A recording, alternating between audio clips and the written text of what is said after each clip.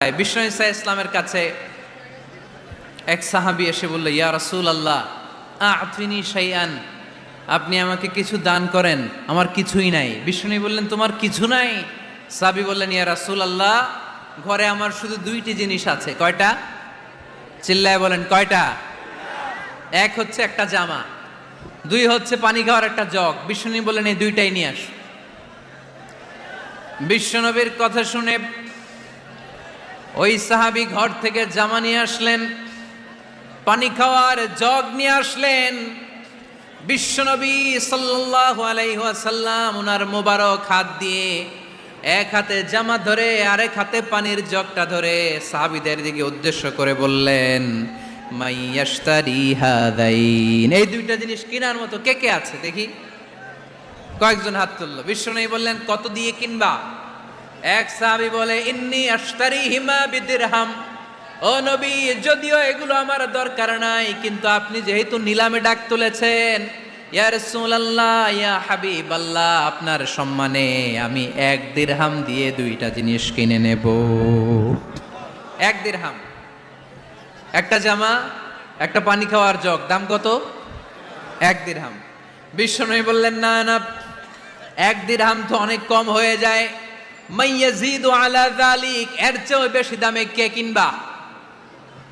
আরেক সাহাবী হাত তুলে বলতে লাগলি, ইয়া রাসূলুল্লাহ ইয়া হাবিবাল্লাহ ওয়া ইন্নী আশতারিহিমা বিদিরহামাইন, আমি এই জামাটার পানি খাওয়ার জগটা 1 দিরহাম নয় 2 দিরহামের বিনিময়ে কিনতে চাই।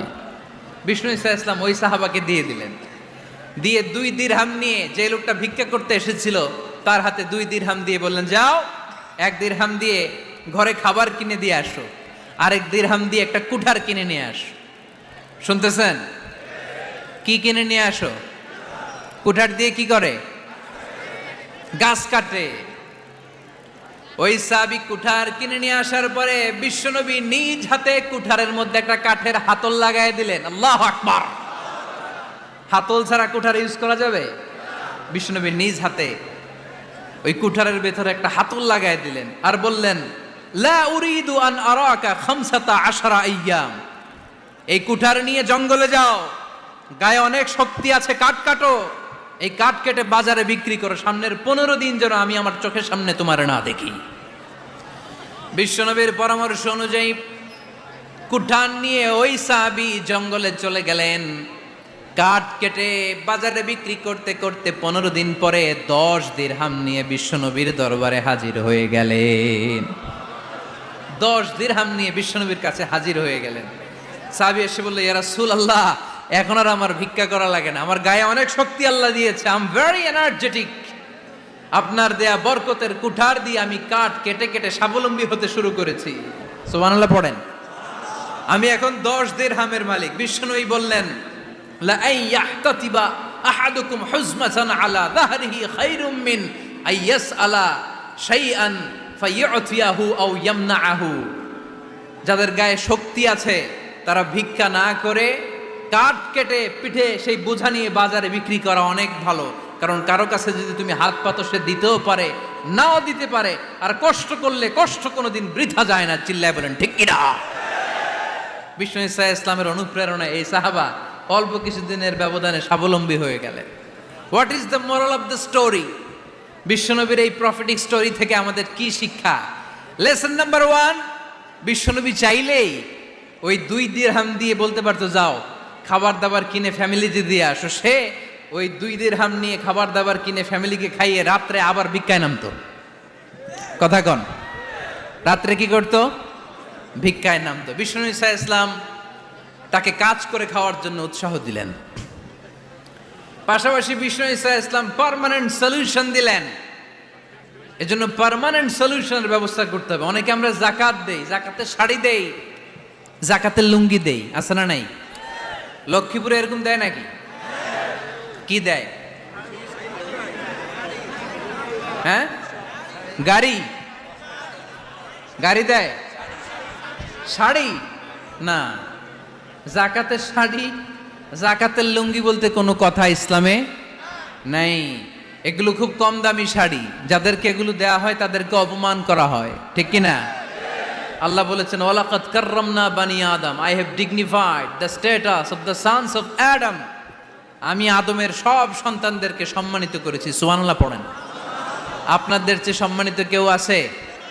মানুষের চেয়ে সম্মানিত গোটা বিশ্বে আর কোনো মাখলুকাত আছে? নাই। এজন্য জাকাতের শাড়ি দেয়া যাবে না, জাকাতের লুঙ্গি দেয়া যাবে না। জাকাতের শাড়ি আপনারা দেখছেন, এটারে একবার ধোয়ার পরে দ্বিতীয়বার পরা যায় না। মশারি কি পাতলা, এর চেয়েও পাতলা। এই জন্য জাকাতের শাড়ি, জাকাতের লুঙ্গি বলতে ইসলামে কোনো পরিভাষা নাই। আপনাকে স্বাবলম্বী করে দেওয়ার চেষ্টা করতে হবে। যারা লক্ষ্মীপুর জেলায় বিজনেস ম্যাগনেট আছেন, তারা একসাথে হয়ে একটা স্ট্রং জাকাত ম্যানেজমেন্ট প্ল্যাটফর্ম করতে পারেন, যেখান থেকে আপনারা বিভিন্ন থানায়, বিভিন্ন গ্রামে বাছাই করে করে কিছু ভাইদেরকে জাকাত দিতে পারেন স্বাবলম্বী করার উদ্দেশ্যে। যেই ফ্যামিলিকে আছে, কি নাম এটার? পল্লী উন্নয়ন ক্লাব। মাশাআল্লাহ, জাকাত ফান্ড দিয়ে বিদেশে লোক পাঠায়। এর চেয়ে সুন্দর পদ্ধতিতে জাকাত বিতরণ আর হতে পারে? যেই লোকটাকে, যেই ছেলেটাকে বিদেশে পাঠানো হয়েছে, ওই ফ্যামিলিটা আর কোনোদিন জাকাতের শাড়ি নেওয়ার জন্য লাইনে দাঁড়াবে? যেই ছেলেটাকে ওনারা অস্ট্রেলিয়ান গাভী কিনে দিছে, দুধ বিক্রি করে যেই ফ্যামিলিটা স্বাবলম্বী হতে শুরু করেছে, তারা আর কোনোদিন জাকাতের লাইনে যেয়ে দাঁড়াবে না। এজন্য জাকাত দিতে হবে স্বাবলম্বী করার জন্য। ইসলাম আমাদেরকে এটাই শিখিয়েছে, কাজ করে খেতে হবে। কাজে লজ্জা নেই, লজ্জা হচ্ছে অলসতায়। লজ্জা কিসে? আজকের আলোচনা থেকে এটা মুখস্থ করে নিতে হবে, কাজে লজ্জা নেই। লক্ষ্মীপুরের ইয়াংস্টারেরা শ্রমে লজ্জা নেই, পরিশ্রমে লজ্জা নেই, লজ্জা অলসতায়। লজ্জা কিসে? আরো জোরে। নবীরা কি এমনি এমনি বসে বসে খাইছে? কঠিন পরিস্থিতিতেও নবীরা পরিশ্রম করে উপার্জন করা লেগেছে, ঠিক কিনা? সাইয়েদনা মারিয়াম আলাইহিস সালাম, যার নামে আল্লাহ তাআলা কোরআনে একটা সূরা দিলেন,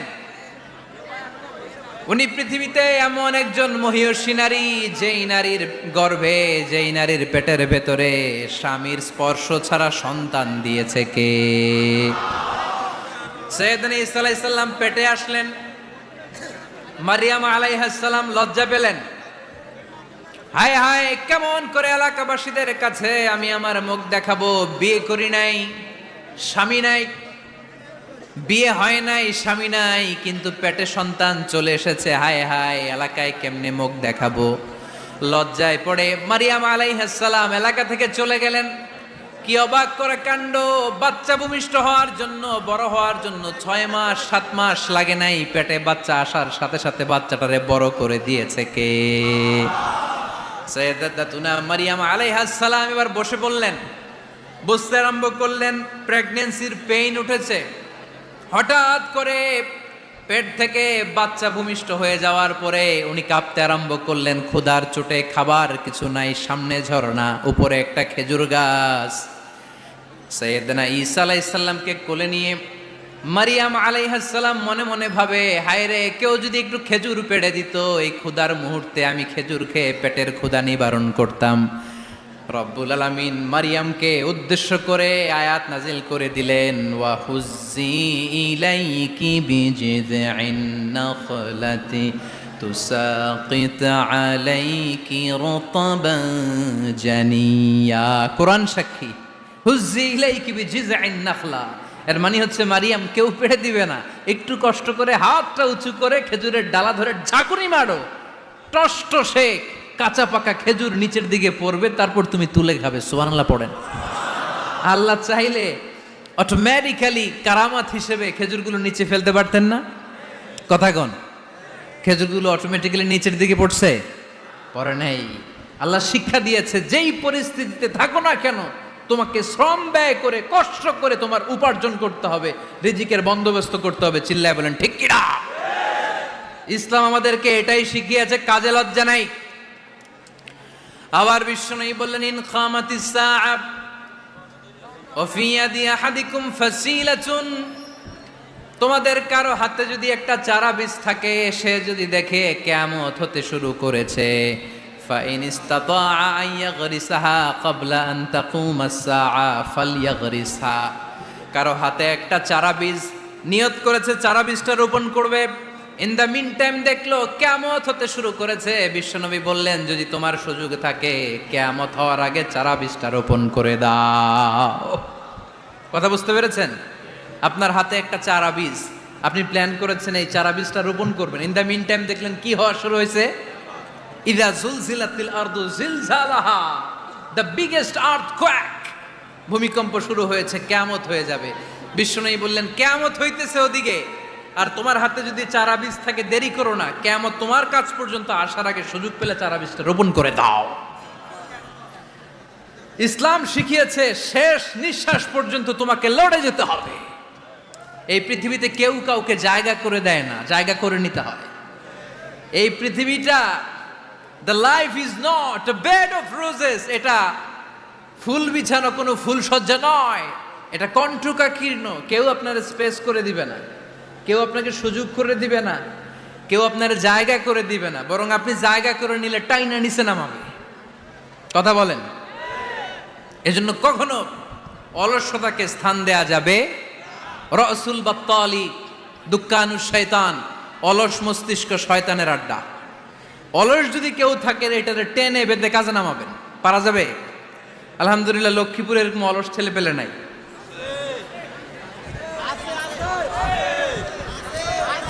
আছে? আমরা আজকে অলসতাকে নো বলে যাবো এই মাহফিল থেকে। অলসতাকে আমরা কি বলবো?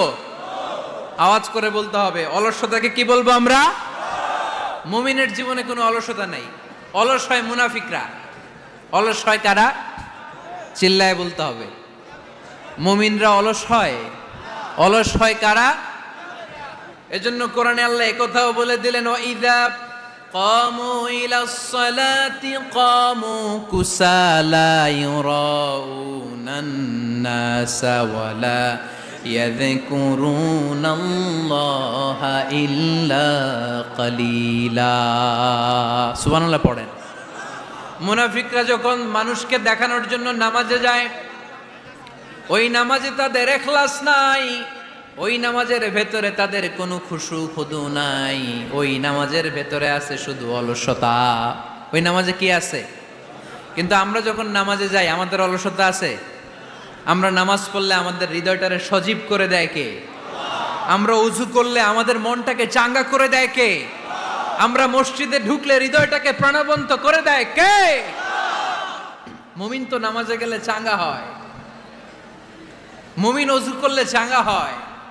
বিষ্ণু ঈসা ইসলাম বললেন, ইয়াকিদু শাইতানু আলা কাফিয়াতি রাসি আহাদিকুম ইদা নাম। খেয়াল করে শুনবেন লক্ষ্মীপুরের ভাইয়েরা, চমৎকার একটা হাদিস। আমরা যখন ঘুমোতে যাই, শয়তান আমাদের প্রত্যেকের মাথার পিছনে 3টা অলসতার গিট মারে। কয়টা? আওয়াজ করে বলেন। 3টা অলসতার গিট মারে। ইয়াকিদু শাইতানু আলা কাফিয়াতি রাসি আহাদিকুম সালাসা উকাব।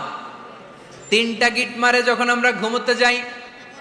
অলসতার 3টা গিট মেরে আমাদের কানের সামনে এসে ফিসফিস করে মন্ত্র পড়তে থাকে, আলাইসা লাইলুন তাওয়িলুন ফারকুদ, আলাইসা লাইলুন তাওয়িলুন ফারকুদ। বিশাল লম্বা রাত, ঘুমাও, অনেক সময় আছে, ঘুমাও। রাত 5টা বেজে যাচ্ছে, তাহাজ্জুদের সময় শেষ হয়ে যাচ্ছে, তখনও শয়তান বলে রাত অনেক লম্বা, ঘুমাও। ফজরের সময় পার হয়ে যাচ্ছে, সূর্য উঠে যাচ্ছে, শয়তান বলে আলাইসা লাইলুন তাওয়িলুন ফারকুদ, এখনো অনেক সময় আছে, লম্বা লম্বা লম্বা চৌড়া রাত পড়ে আছে, তুমি ঘুমাও। বিশ্বনবী বললেন, ফাইনিস্তাইকাযা ওয়া যাকারাল্লাহ